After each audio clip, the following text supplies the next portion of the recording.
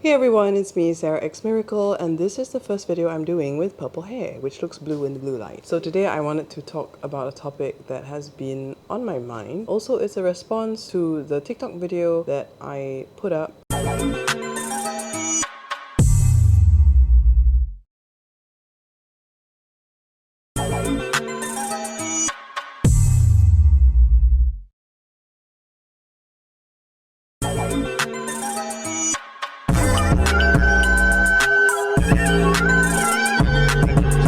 I opened it up 1 hour after it was posted, and it had received at the time 52,000 views within 1 hour. Some of the comments were based in a very shallow understanding of Roe versus Wade, and so I decided that it was not really worthwhile for me to be in a position where I would have negativity enter my mind. So I've made a conscious decision not to look at the comments. But then it kind of triggered this indignance in me because I realized that if I made this piece of content because I strongly believe in my perspective, then why don't I actually do a proper YouTube video to explain my position of why I did not get an abortion. So there are many reasons why a woman would consider abortion, and I'm not here to give you a full-on debate. I'm only here to speak my own opinion and my own life experience. I cannot speak for anybody else, but because I am speaking for myself, I think that therefore I have every right to use this platform and my voice to share my personal experience, hopefully give you a perspective that perhaps you may not have considered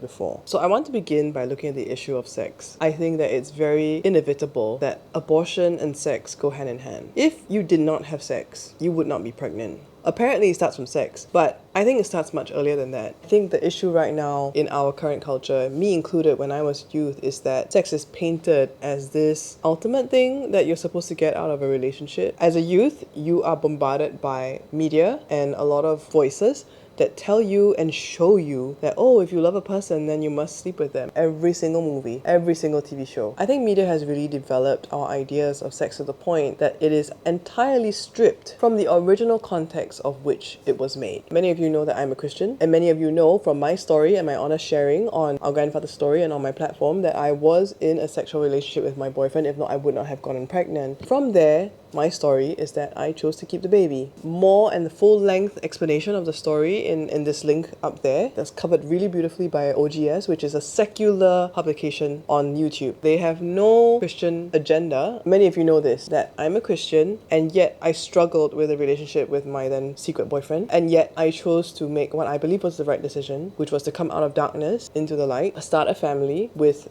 this boyfriend, who's now my husband, of coming to 17 years, and now we have together 3 + 1 children. I have sacrificed long enough past all of that to the point that my daughter is now a teenager. I have a primary school kid who's in 7, and I gave birth just a few months ago to a little baby who is now currently 6.5 months old. I've kind of moved past the whole thing of people criticizing you to say that, oh, God thinks that premarital sex is wrong. God thinks that blah blah blah. Guys, I'm beyond that. So whatever you are trying to comment on me on that stage of my life cannot touch me because I've already been redeemed. So there's no point criticizing me about my past. The goal, of course, is to strive for the fact that we only have sex with the person that we marry. Again, I've been fortunate enough to be in that situation because I have really only had sex with one person, which is my current husband, and I hope my only husband forever because I love him to bits. Sex being stripped away from that covenantal nature of marriage, a lifelong commitment to be part of a family. If you go to the very basis of why sex exists, there are maybe 2 broad reasons. One, it is to bind a man and a woman together, and the other is to be fruitful and multiply. It is to be able to have children and to have a family. Therefore, your marriage relationship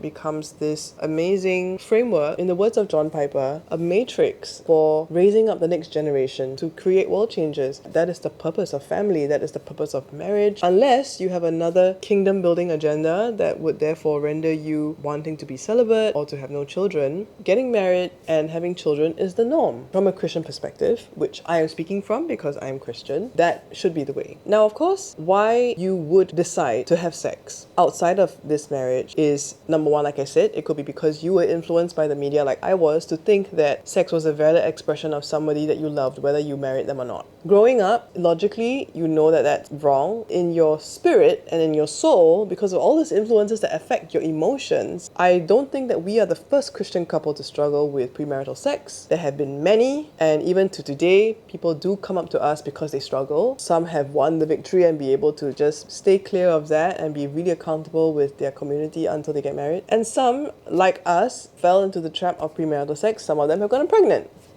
So we're not unique in the Christian community. We are not immune or secluded from regular pop culture that tells you that sex is okay, that sex is meant for pleasure, sex is meant to be an expression of love, regardless of the status of, the relationship. So if you feel like you love the person even for one night, fine, have them for one night. I mean, that's what popular culture tells you. And how detrimental would that be if we did that every week, right? I mean, that would just kill your soul. And that's probably the reason that we did it. We succumbed to the influence of believing that it was right, even though logically and our upbringing told us it was wrong. The other reason, let's say you're not a Christian and you genuinely feel that your own body and your own sexual rights, it's up to you. Now, I know I've not even spoken about abortion yet, but it's really important to set this up. You believe that having sex will give you pleasure. And so therefore, you are serving yourself, whether or not you're married. If you are a man, has very little consequence because you could technically be impregnating multiple people, multiple partners, and that is a huge injustice. But that said, both men and women go into sex just for pleasure. I've spoken to this as well to a few youths on TikTok Live. If you are aware that sex can lead to pregnancy, no matter what contraception you use, you are opening yourself to the possibility of being pregnant. You may not use a condom in the moment, even if you're on the pill, it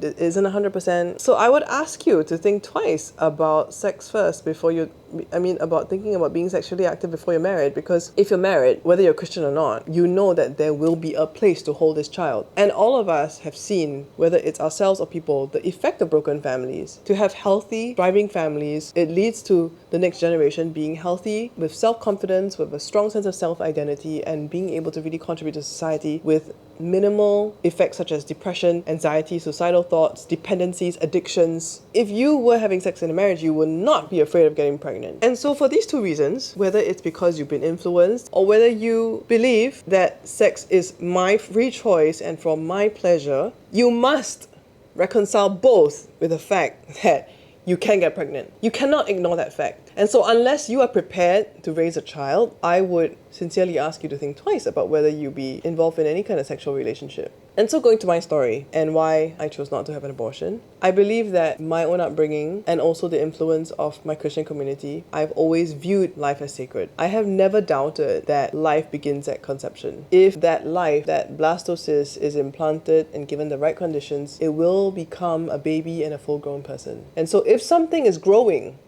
that means it's alive. The fact that you have to stop the growth means that you're taking a life. I know I'm putting it very simply and very, very generally. And I'm doing so because I want anyone who watches this, even if you're a primary school kid, to understand me. I went through a pregnancy as a teen, but I also went through a pregnancy loss in my late 20s. And that was when I actually wanted this baby, Inez's sister. And this baby stopped moving at 27 weeks. And I had to deliver her as a stillborn. It was devastating. I could not imagine that there are women who would want to abort that late when babies who are premature are literally born at that same gestational age and can be nurtured to full-grown adults eventually. I've seen the body of a stillborn. The body of a stillborn is not something you want to see. And yet there are babies born at that same age, that same size, that survive and they live. And when I had to go through that, I couldn't help but think, if I had even just delivered this baby alive at this age, she could have been in ICU, she could have lived. She would be 2 years old today. Instead of considering abortion, I'm kind of like faced with the grief of losing a child. I cannot tell you how much grief it brings me to think that thousands of babies are just dying, are just being killed through abortion. And they are innocent. If you look at Inez now, she's 16 years old. She has nothing to do with my actions when I was a teenager. Her life is sacred, beautiful, and pure. That is the same for any child, any baby that is conceived, regardless of the situation. I want to address this common comments about like, oh, imagine if you were rape. Have you actually met anyone like that and what they've gone through? It is very, very tough. But do you know that I've met someone like that? When my husband was studying in Europe, I went to church there and I met someone who had a daughter because she was raped. The rape is the trauma. Being pregnant is another thing. She has actually older children. But that doesn't stop her from loving her children. That doesn't stop her from having a sense of maternal instinct towards this child. A majority of the cases in abortion clinics are single unmarried women who were not raped. So if you want to suddenly raise this point and talk about like, oh, imagine like carrying a rapist child, I am going to tell you this is not the majority case. Most abortions are because single women want to live their own lives, and mostly because also their parents or their boyfriend or their partner would not support them through a pregnancy. Even before I had this experience with Nadia, my conscience already tells me that this life is important. I do not have the right to take it away. Only God has the right to give life and to take it away. And even though I made the mistake of being in a relationship way ahead of my time, too young, too fast, this beautiful girl has nothing to do with it. And she is above it all. The second reason I believe I didn't consider an abortion, even though there were people close to me who were telling me to do that, I really believe that I wanted to make the right decision and not make another wrong decision. You know you were wrong to have sex with that person and you get pregnant. After you abort the baby, you are most likely not going to be able to be back in the same relationship that started this whole thing. I don't think you would want to be, because it just brings you too much trauma to think about the guy who got you pregnant and then you had to go through an abortion and everything. I don't want to be the voice of the people who have gotten abortions, but I know that there are many who have come to regret it and still face that guilt. So 2 wrongs don't make a right, and I didn't want to make another wrong.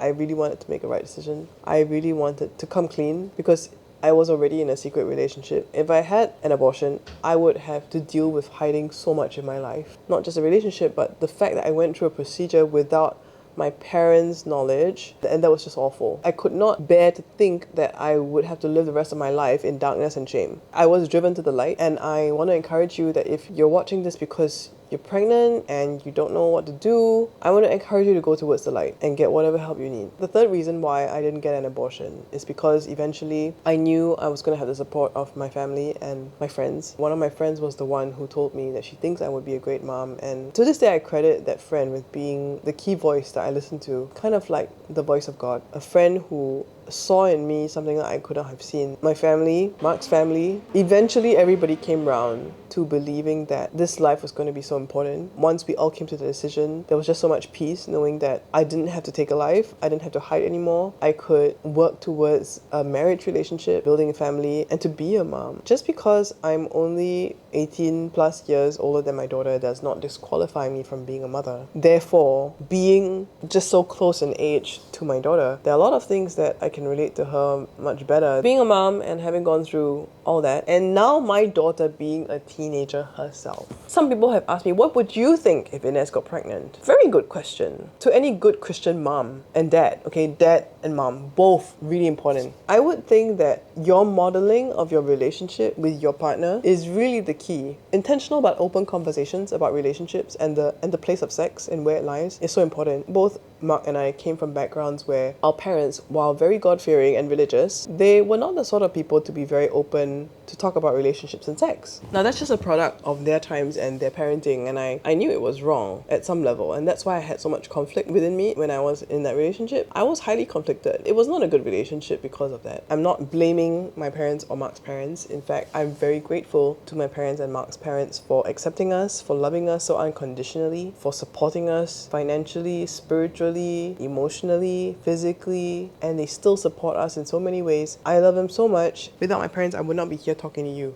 I'm so grateful for them, but it is true that they didn't know how to talk to me about sex. To my good Christian mothers and fathers, I encourage you to be able to start to paint healthy conversations and intentional conversations about sex when children are really young. I have not completely started this topic with Leon. We've never done that kind of the talk thing. Firstly, Inez knows that me and her daddy are very much in love. We only love each other. I think that's one. We're very expressive. I mean, we hug and we kiss in front of the children. I think that's very important for the children to know that mommy and daddy love each other, and that physical affection can be a very healthy place of physical affection in a marriage relationship. I want to say that daddies, you're really important for your teenage daughters, because many teenage girls don't have that close relationship with their father. And so you kind of go out looking for a male. He fulfills the role of a male figure in your life, affirming you, giving you a male love. And so the role of the father is so key, because the girl's father is the first guy who would really love her and show her her worth, right? So that she knows what she's really worth. And I'm really happy that Inez, this very evening that we spoke, she still wants hugs from her daddy, just as she's always had when she was a little girl. And that kind of physical affection that you give as a father,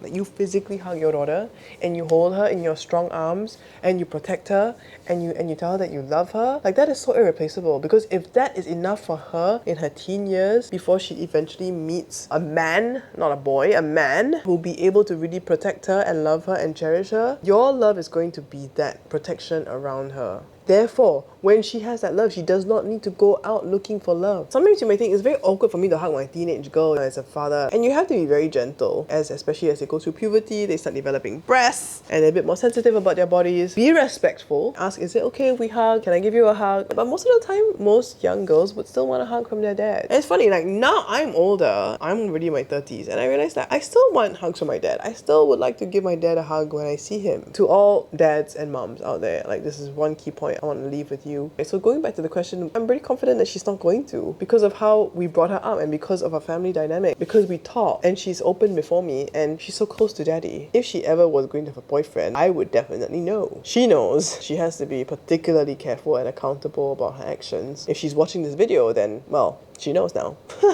For these 3 reasons, right? Because I know life is sacred. I could not imagine living the rest of my life with shame on my shoulder. And third, knowing that I had the support of my family and future husband. I think that was enough reason for me to make it through without an abortion. It's never a clean slate when you're starting, especially if you've had a past or a history. You have to take time to grieve the past and figure out how to embrace the future. You will need a lot of support. You will need a lot of counseling. You will need friends who love you for you, parents who love you for you. If you are brave enough to go through what I've gone through, there will be support that will come for you. If you are watching this and you want to talk to me for any reason, and if you have no idea what to do, please reach out to me on Instagram DM. I would be very happy to point you to some resources and to some shelters about it. Why I made that video on TikTok, which kind of went semi-viral. The video is my story. No one can deny my story. No one can deny what happened. And no one can deny that I have a 16-year-old who is beautiful and well-adjusted and intelligent and smart. And I love her so much. And I've sacrificed so much for her to be here. And unless you've paid the price like I have, I don't think you have the right to criticize my story. All I was doing with that video was that I saw this trend, and then I saw this trend and I thought this would be a great way for me to tell my story. My story is meant to bring hope, even when you make mistakes, that there is a God who forgives and a God who redeems, and that there is the goodness of God. And I write about that in my Instagram post as well, which I'll also link into this description below. So you can read talking about the goodness of God and how Inez is that living testimony. There is healing, hope, joy, and blessing available once you decide to make the right decision. And that right decision is not to take a life. The reason why we can come to God is because He sent His Son, Jesus Christ, who was pure, never sinned. And with that pure sacrifice, He died for all the wrongs that we ever did. And because of His resurrection, we know that everything can be overcome. And I believe it is with that power and with that emboldenment that I stand before you to share this with you. Knowing that there are people who are going to be disagreeing with my point of view, there will be people who say that I was very privileged to be in my position. I want to turn that around and say to you that it is a privilege to be a mother. To be able to have life growing inside of you is a beautiful privilege. Don't think for a moment that it is something to be taken lightly. And thankfully, because I had the grace of God in my life and I have this position right now, I want to tell you and encourage you that, number one, starting with sex, please think twice before you have sex with anyone. The second thing is that if you are already in a situation where you have an unwanted pregnancy or an unexpected pregnancy, it is a privilege to have the ability to bear children. And if you don't want the child, there will be so many who want this child. You can consider adoption or fostering until you feel that you're ready to take the child back. I believe that there can be a path for you. If you are as blessed as I am to have supportive families, to have a supportive partner who is willing to take responsibility like Mark did, I would be happy for you. I also hope you surround yourself with community to help you and to support you and lift you up, because the two of you are not going to be enough. Two of us were not enough. It took a whole community of people, of friends, to keep supporting us, to keep cheering us on, to attend Inez's birthday parties when she was young. That meant so much to us that all our friends would come. I'm Sarah X Miracle. your miracle mom. If you want to be part of our journey, then I would be so glad for you to subscribe, to share, turn on the notifications, and to follow us on the rest of our social media, Instagram, TikTok, Facebook. I believe that you'll be blessed by what I have to say, because what I'm saying comes from my real life experience. Thank you very much, and I hope that you share this with someone who might need it.